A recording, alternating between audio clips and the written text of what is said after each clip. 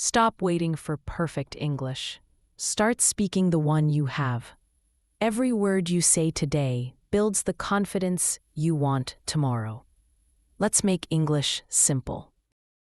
Plato, the towering figure of ancient Greek philosophy, stands as one of the most enduring intellectual architects of Western civilization. Born around 428 BCE in Athens during the waning years of the Golden Age, and dying in 348 BCE, Plato's life spanned a period of profound upheaval: the Peloponnesian War, the fall of Athenian democracy, and the rise of Macedonian power under Philip II. His real name was Aristocles, but the moniker Plato, meaning broad, in Greek likely derived from his broad forehead, robust physique, or the expansive breadth of his thought. Coming from an aristocratic family, his father Ariston claimed descent from the legendary king Codrus, and his mother Perictone from the reformer Solon. Plato was groomed for a life in politics. Yet, the execution of his mentor Socrates in 399 BCE shattered those ambitions, propelling him toward a philosophical odyssey that would redefine reality, ethics, politics, and the human soul. Plato's legacy is not merely a collection of ideas, but a living dialogue. He wrote no treatises or systematic tomes. Instead, his 35 surviving dialogues, dramatic conversations featuring Socrates as the protagonist, invite readers into an eternal Socratic elenchus, the art of questioning to expose ignorance and pursue truth. These works, blending myth, poetry, and rigorous argument, explore the tension between the sensible world of flux and the intelligible realm of eternal forms. Plato's philosophy grapples with the fundamental human condition. How do we know what is real? What constitutes a just life? Can reason govern the soul and the state? Over the next 3,000 words, we will journey through Plato's life, his core doctrines, his major works, and his enduring influence, illuminating why, more than 2 millennia later, his cave still casts long shadows on our world. Early life and the Socratic awakening. Plato's Athens was a crucible of genius and tragedy. The city-state, once the radiant heart of Periclean democracy, had been humbled by defeat in the Peloponnesian War, 431 to 404 BCE, leading to the brutal 30 Tyrants regime and the restoration of democracy under demagogues like Cleon. Young Aristocles, educated in gymnastics, music, and poetry, as befitted an elite youth, initially aspired to military glory and political office. Aristophanes' satirical play, The Clouds, 423 BCE, lampooned the sophists, itinerant teachers like Protagoras and Gorgias, who promised rhetorical mastery for a price. And young Plato likely encountered their influence in the bustling agora. But the pivotal encounter was with Socrates, c. 470 to 399 BCE, the barefoot stonemason philosopher whose midwifery method of questioning birthed ideas through dialectical labor. Plato, then in his 20s, fell under Socrates' spell around 407 BCE. As recounted in Plato's Apology, Socrates roamed Athens like a gadfly, stinging the complacent elite with queries. What is piety? What is courage? These were not idle puzzles, but eros-driven quests for eudaimonia, flourishing through virtue. Plato immortalized this in dialogues like Euthyphro, where Socrates dismantles a priest's definition of holiness, revealing its contradictions. Socrates' trial and death marked Plato's rupture with Athenian politics. Accused of impiety and corrupting the youth, Socrates drank hemlock with defiant equanimity, his final words a debt to Asclepius for a good death. Plato, absent due to illness, captured the scene in Phaedo, portraying Socrates' last hours as a philosophical triumph. The soul's immortality argued through recollection theory, anamnesis, where learning is remembering prenatal glimpses of the forms. This event radicalized Plato, fueling his distrust of democracy, the very system that condemned his teacher, and igniting a lifelong quest to philosophize as a bulwark against tyranny and ignorance. Exiled briefly to Megara with fellow Socratists like Euclid, Plato wandered for over a decade.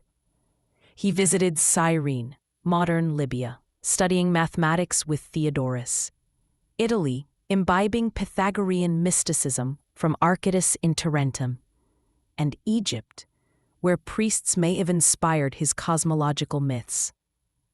These travels enriched his syncretic thought. Pythagoras's numerology infused his metaphysics, while Egyptian geometry foreshadowed the academy's curriculum. Returning to Athens around 387 BCE, Plato, now in his 40s, founded the Academia, a gymnasium grove sacred to Academus, adorned with statues and shaded by plane trees. Here, for the next 40 years, he directed an institution that blended school, research center, and utopian community, admitting women like Axiothea and emphasizing dialectic over rote learning. The Academy's motto, "Let no one ignorant of geometry enter," underscored Plato's belief in mathematics as a ladder to the divine. The theory of forms, Plato's metaphysical revolution. At the heart of Platonic philosophy lies the theory of forms, ide, a doctrine that resolves the Heraclitean flux. You cannot step twice into the same river, and Parmenidean monism, by positing two realms, the becoming world of senses, doxa, opinion, and the being world of intellect, episteme, knowledge. Forms are not abstract universals, but transcendent, perfect paradigms. The form of beauty is not the sum of beautiful things, but their eternal essence, participated in imperfectly by sensibles. As in Phaedo, Socrates argues for separation. Philosophers purify the soul from bodily illusions to see forms via nous, intellect. This dualism addresses the participation problem. How do particulars share in universals? The form of circle, for instance, is perfectly round. A drawn circle approximates it through mimesis, but shadows it. Plato's sun analogy in Republic Book 6 clarifies, the good is to forms as the sun is to vision, source of intelligibility and value. Critics like Aristotle later faulted this as unwritten doctrine, too otherworldly, but it underpins Platonic ethics. Virtue is knowledge of the good, vice ignorance. Epistemologically, forms enable anamnesis. In Meno, Socrates elicits geometry from an unlettered slave boy, proving the soul's pre-existence and innate knowledge. The divided line, Republic Book 6, maps cognition from imagination, eikasia, through belief, pistis, to thought, dianoia, and understanding, noesis, with forms at the apex. Ontologically, forms are hierarchically structured, culminating in the form of the good, an ineffable unity, akin to Plotinus's one. Plato's realism contrasts with nominalism. Universals exist independently, not as mental constructs. This influenced medieval scholastics. Aquinas synthesized it with Aristotle, and modern idealists like Hegel. Yet, Plato himself evolved the theory. In late works like Parmenides, a young Socrates faces critiques from the elder Parmenides, suggesting forms risk infinite regress. Third man argument. Plato never resolves this fully, leaving a dialectical openness that invites perpetual inquiry. The soul's tripartite harmony, ethics and psychology. Plato's ethics flow from metaphysics. The just life mirrors cosmic order. In Republic Books 2 through 4, through the noble lie of metals, gold souls for guardians, silver for warriors, bronze for producers, Plato constructs a soul state analogy. The psyche comprises three parts: logos, reason, head; thumos, spirit, chest, and epithumia, appetite, belly. Justice is their harmony. Reason ruling spirited auxiliaries to temper desires, like a well-tuned lyre. This tripartition anticipates Freud's id, ego, superego. But for Plato, akrasia, weakness of will, stems not from unconscious conflict, but rational failure. Virtue ethics demands arete, wisdom, phronesis, for reason, courage, for spirit, temperance, for appetite, with justice as systemic balance. In Phaedrus, the soul chariot allegory vividly depicts Eros as divine madness. The charioteer, reason, reins noble and ignoble horses toward beauty's form. Wings clipped by incarnation, but regrown through philosophy. Immortality is central. Phaedo offers cyclical, recollection, and affinity arguments. Souls pre-exist, recollect forms, and resemble the invisible divine. Death liberates the philosopher from Soma's tomb, enabling pure contemplation. Timaeus adds a cosmic soul, ensouled by a demiurge modeling on forms, with human souls sewn into stars before embodiment, explaining reincarnation and moral striving. Plato's eudaimonism posits happiness as psychic health, not hedonism. Critiquing Callicles' might makes right in Gorgias, he insists the unjust life, however pleasurable, corrupts like a leaky jar. This teleological view, ends over means, shapes virtue ethics. Echoing Aristotle's golden mean but prioritizing transcendence, politics of the ideal, the Republic and beyond. Plato's political philosophy, born of Athenian trauma, seeks to prevent Socratic martyrdom through enlightened rule. The Republic envisions Callipolis, a beautiful city of 5,000 guardians selected by eugenic breeding and rigorous paideia, education. Philosopher kings, dialectic trained for 50 years, ascend from cave to sun. Compelled to govern despite reluctance, echoing Plato's Sicily misadventures. The state's classes ensure functionalism. Producers satisfy needs, auxiliaries defend, guardians legislate. Communal property and women guardians abolish family to forestall factionalism, a radical egalitarianism tempered by natural hierarchies. Censorship of Homer and equal guardianship reflect Plato's mimetic critique. Art imitates appearances, thrice removed from truth, breeding vice. Democracy fares worst in the degenerate regimes. From aristocracy to timocracy, honor-bound. Oligarchy, wealth-driven. Democracy, liberty excess. And tyranny, desire unleashed. The democratic soul, a colorful, disorderly marketplace, elects demagogues, birthing tyrants like Dionysius II, whom Plato futilely tutored. Yet, Republic is no blueprint. Its myths, Erastes, Eros, metals, signal utopian aspiration.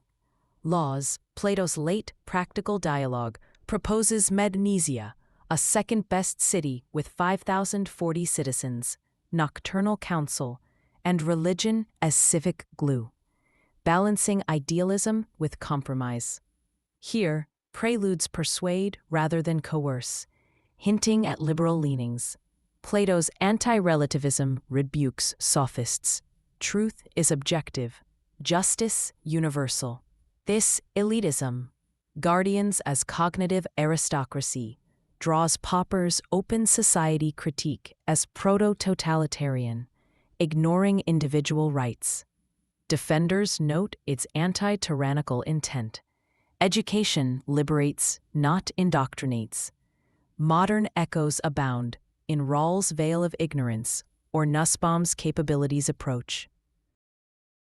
Love, rhetoric, and the cosmos, middle and late dialogues. Plato's middle period brims with eros. Symposium stages a symposiastic ascent. Aristophanes' soul hads myth yields to Diotima's ladder. From bodily beauty to souls, laws, knowledge, and beauty itself. Love is daimonian, midwifing virtue. Socrates, lover of Alcibiades, embodies chaste pursuit. Phaedrus fuses rhetoric and psychology, logos as psychagogy, soul-steering.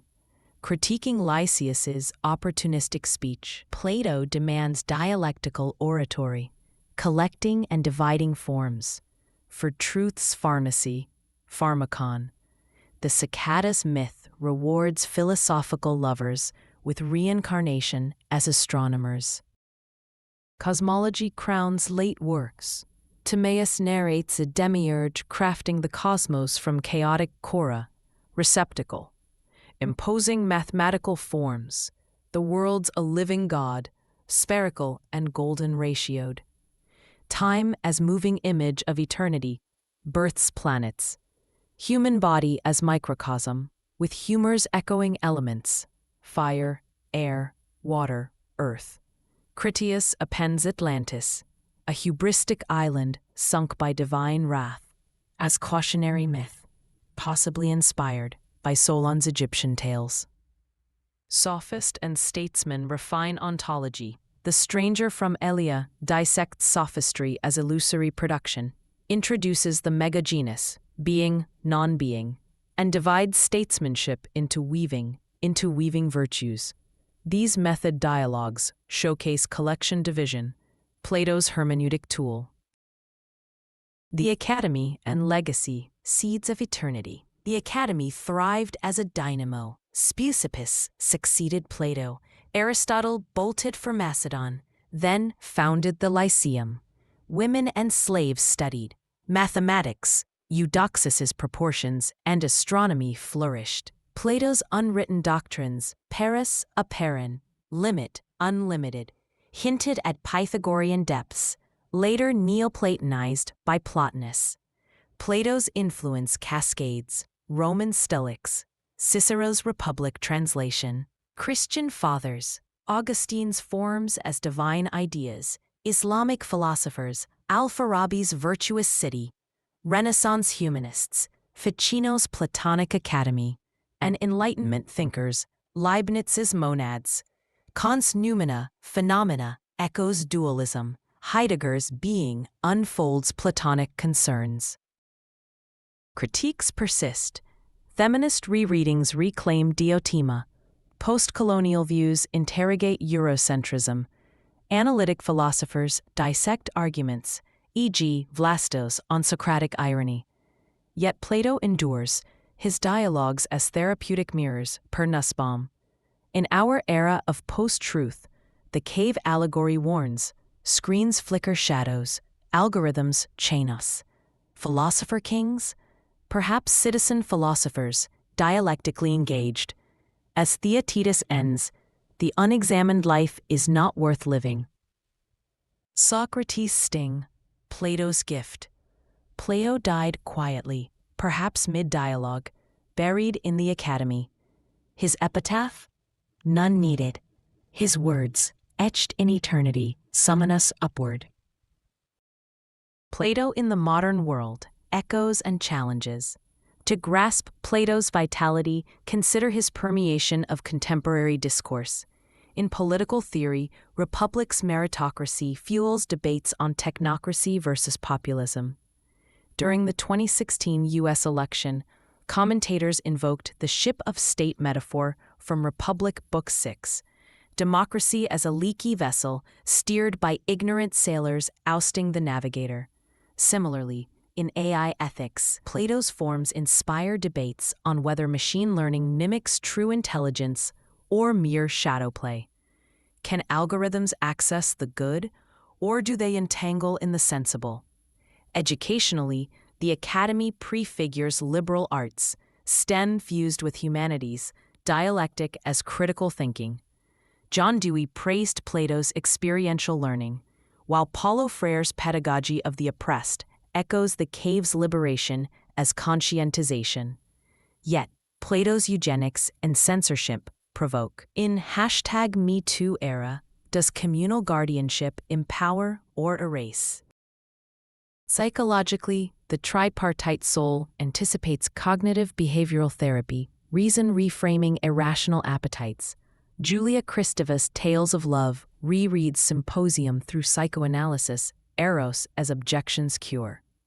Environmentally, Timaeus's Harmonious Cosmos critiques anthropocentrism. Gaia theory resonates with its ensouled receptacle. Plato's flaws, sexism, women as deficient males, absolutism demand contextualization, Athenian norms, not universals. His self-critique in Parmenides models intellectual humility. Ultimately, Plato teaches dialectic, thesis, antithesis, synthesis, per Hegel. In polarized times, his method bridges divides, urging ascent from opinion to wisdom. Conclusion: the eternal dialogue. Plato's philosophy is no closed book, but an open symposium, inviting refutation and renewal. From aristocratic youth to academy elder, his life embodied the examined existence. Travails in Syracuse forging resilience, Socratic loss birthing genius. His forms illuminate transcendence, his politics justice's fragility, his soul harmony's quest. In 3,000 words, we've skimmed the cave's wall. Full light demands rereading. As Republic's prisoner stumbles into sun, so we, blinking, glimpse the good. Plato whispers, question boldly, love fiercely, rule wisely. The shadows recede, the forms await.